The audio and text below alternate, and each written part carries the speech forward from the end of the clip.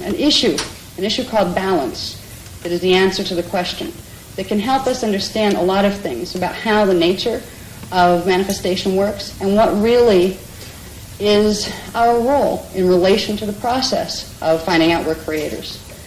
The question had to do with, let's see if I can put this correctly. It had to do with negative and positive. It had to do with acceptance. And it had to do with action versus non-action.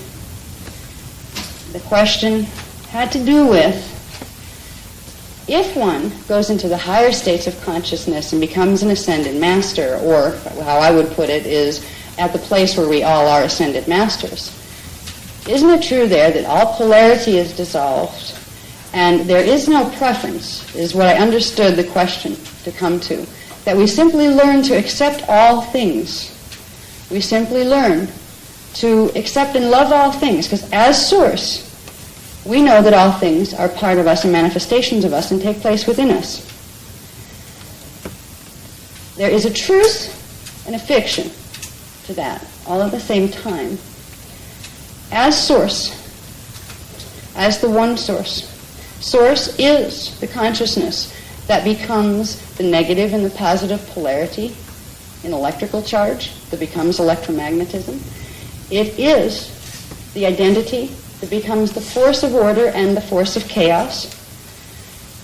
It is the identity that becomes the force that down here we might judge as good versus evil, or manifestation versus demanifestation. These are the polarities that exist within Source, because it is necessary to have polarity if you desire to experience the hologram of projection.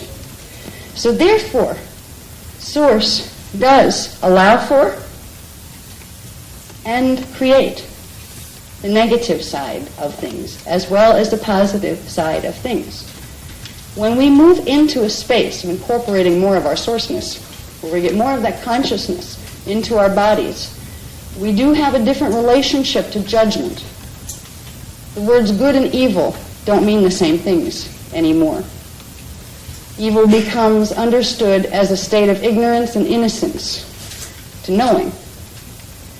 But that doesn't mean that all actions are perceived equally and desired equally by Source.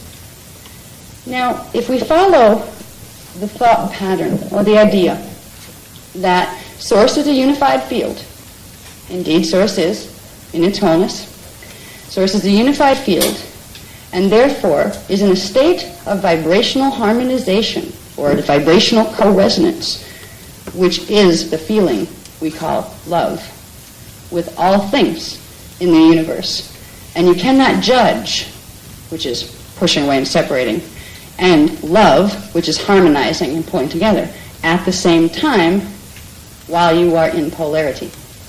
However, Source can do this because Source is simultaneously in polarity, manifesting as polarity and manifesting as wholeness, coexistent. Polarity exists within the wholeness. If we follow the thought pattern that our job is to transcend polarity consciousness, which is making judgments about things. Oh, this is good and that's bad. This is evil and that's holy. This is negative and that is positive. And we assign a value to one of those that's better than the other. It is true that we are missing a point. The point is that they both coexist, and to have one you must have the other. Source creates manifestation because it has a desire. It is an intelligence that has feeling that's a little different than how we experience emotion, but it's direct cognition feeling. It has a desire, and from the desire comes an intention or a cognition, and then an intention, and then a will, and then a thought form, and then a manifestation.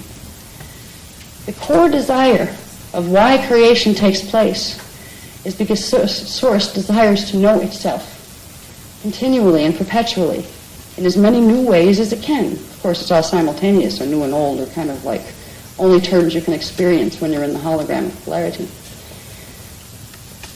In order to create an experience for itself, in which Source could study, explore, expand, express itself in all sorts of different forms to know itself fully. The framework for polarity was created. The cosmic matrix, which is called the energy matrix, which is a certain way that Source organized units of its consciousness within itself in order to create polarity of those units to set in motion first vibration, because Source was a still point, all just still and knowing.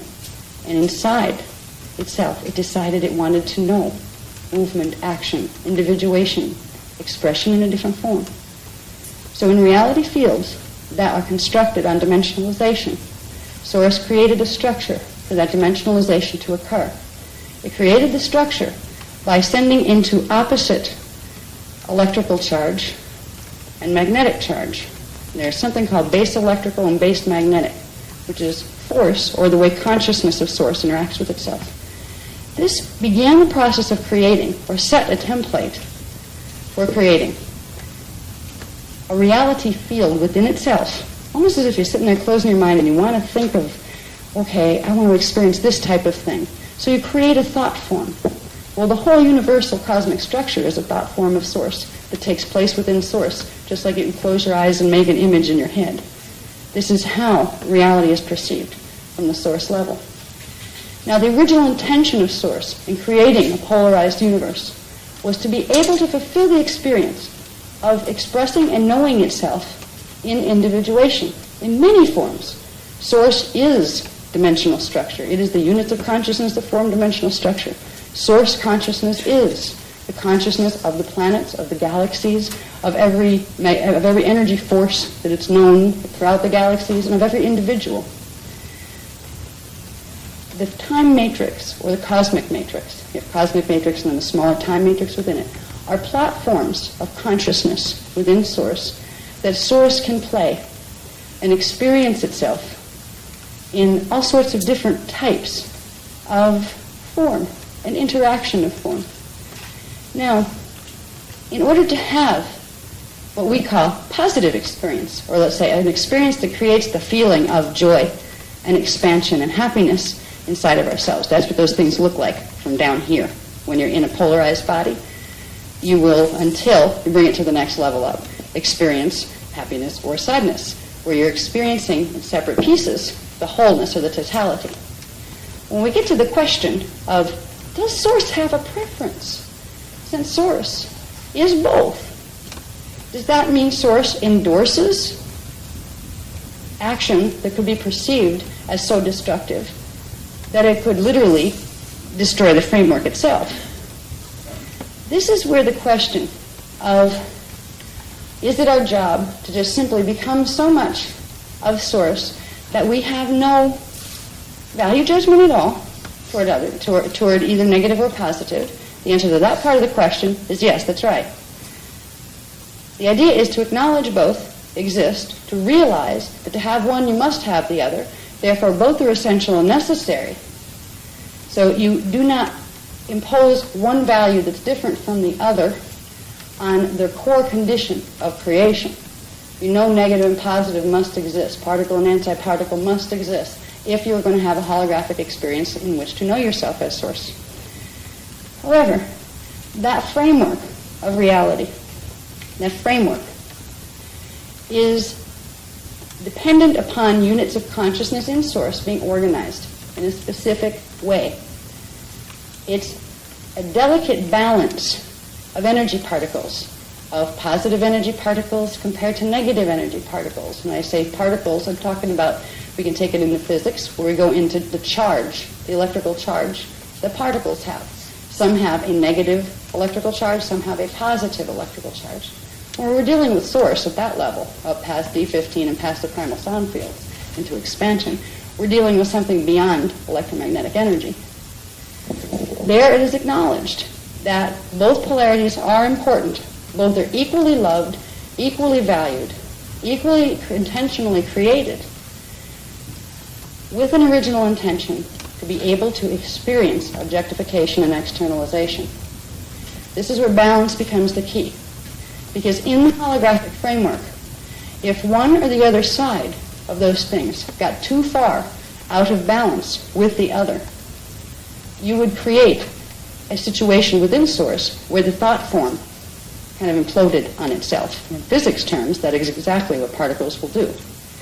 If the balance of negative and positive forces are not held within that still point at their center, which is the Source intention, the intention itself can become compromised, and Source does not permit that to occur. Source also is aware that when you are in polarization, you as a part of Source, as part of the consciousness that once upon a time you were the one that decided to do this, but once you come in to objectification, your form will determine how much awareness you can take with you in that particular lifetime. While you're in polarization, the realities of polarity will literally be manifest in your consciousness and in your body.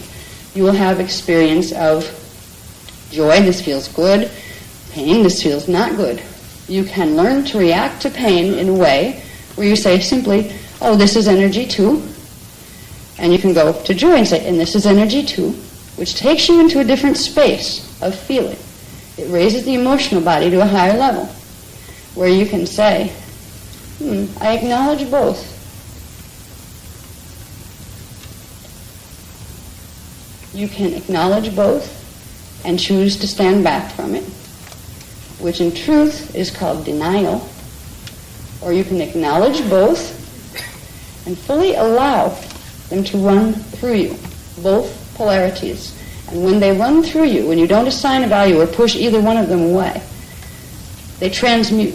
They come together. The polarities, particle and antiparticle, that compose those thought forms, come together, transmute, turn into antimatter, and go to the next level up. You progressively transmute the polarities so you expand back into Source. There is a distinction between choosing not to value judge, well, I like good better than bad. You know, I like positive better than negative. Some people like it the other way around. If you can realize both are the experience of energy and consciousness in polarity, both are valid, they are fine. But while you're in polarity, one will feel more expansive and one will feel more contracting. Source is aware of itself, being in polarity, simultaneously being in wholeness. It doesn't fear for its ability to expand back into itself, for it knows it can't become lost. It knows it can experience the absolute worst thing that can happen to a being or a universe, which is, in the physics terms, implosion, which is hitting a point of contraction so severe that the template of that form or that planet or that universe literally fragments and goes back to simple units of the consciousness of Source. Now, they still exist within Source. They're not separate from it, but those units of the consciousness of Source hold very, very little recognition of the significance of knowing itself. It's the difference between being unconscious of your relationship to anything else, space dust, or progressively expanding your form to hold the knowledge, the wisdom, the knowing, the vibration of the entire time matrix, and then the energy matrix beyond it, and then Source. We all go back to Source one way or the other. We go back either through fragmentation completely, where we become undifferentiated units of consciousness that do not hold memory of the journey that they were on. They're just as blessed. Or we can go back in the full expansion by which we literally internalize again the entire frequency patterns of a 15-dimensional matrix, the sound matrix beyond it, energy matrix, and then expand back into Source with full knowing. There's a difference between being a conscious co-creator with and as Source, or being the substance of itself that Source will use in its active phase to create with. When we come to the point of recognizing that, first of all, getting caught in polarity consciousness means dividing things up into good versus bad, and I prefer this, so I'm going to push that away from me. As soon as you push it away, you're guaranteeing you're going to lock yourself into a relationship with it. You need, really, Energetically speaking, it's exactly what you do. We need to integrate, but there's a teaching that's put out, and it's inspired by what's called the Ruby Order Matrix, which is a branch of the Anu Elohim. The Anu Elohim were once a part of the family called the Elohai Elohim, which are the founders' races. They became what was called a fallen angelic matrix, a fallen founders' matrix. They attempted to lock the life field in this time matrix by using the divine science mechanics in a certain way that would allow them to not have to go into co-resonance with Source, which means not have to co-create with Source, where they didn't have to listen, in other words. They went into something called code convolution, which is like a little too much inbreeding, where your template gets all messed up and you get some really strange outcomes that weren't intended. The Anu Elohim have been there's a whole history that we have already revealed in the other workshops, and some of it is in this Templar book, that explains what the original fall was, what the original sin was. We don't endorse the concept of sin, but we're showing you where that concept came from. The Anu Elohim created a race called the Anunnaki in reaction to the founders' races, the Christos founders' races, who were at one and co-resonance with Source. The founders' races created humans, or what became the human race line as an angelic race line, as a team that was sent in to bring back into balance certain things that had gone far too out of balance into the chaos principle. Because this time matrix was about ready to explode because its stargates had been compromised to such a degree by the fallen Anu Elohim. The Anu Elohim, fallen angelics, are very beloved. The founders' races acknowledge fully that you're us, but the Anu Elohim do not acknowledge that. They are taking the stance of Source being ignorant to itself, of being innocent to remembering its oneness. The Anu Elohim and the Anunnaki race lines that they created have a very long history of promoting the conflict on this planet and in others in this time matrix. They've created a group in what's called Dimension 11 that attempts to hijack the consciousness in this life field in order to drain it of energy so they can stay self-perpetuating without having to make the higher connections to the higher dimensional fields and to Source to get a perpetual supply of energy. Humans were created as an intrinsic part of that particular drama. Source created them as that. Source created Anunnaki as the other thing, because Source is exploring itself in unknowing in the Anunnaki and Anu Elohim races. It wasn't a part of the original intention of this time matrix. However, because Source is all, even something that is in opposition to the original intention that was set by Source will be embraced, harmonized, brought into the pattern, and stabilized so it can achieve a state of harmonization so it becomes part of the one. In terms of the Anunnaki races, it meant helping them to heal.